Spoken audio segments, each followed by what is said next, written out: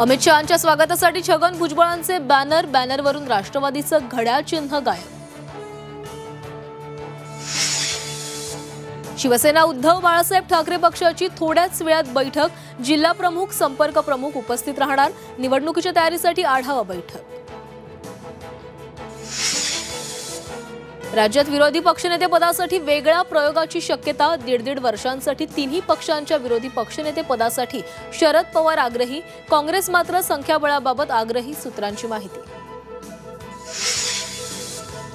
महादेव मुंडेंचा खून प्रकरणी सुरेश धस यांनी घेतली पोलीस अधीक्षकांची भेट। बीड प्रकरणातील आरोपींना विदर्भातील जेलमध्ये ठेवा, आमदार सुरेश धस यांची मागणी। भंडाऱ्यात ऑर्डनन्स कंपनीत भीषण स्फोट, 8 जणांचा मृत्यू, मृतांचा आकडा आणखी वाढण्याची शक्यता।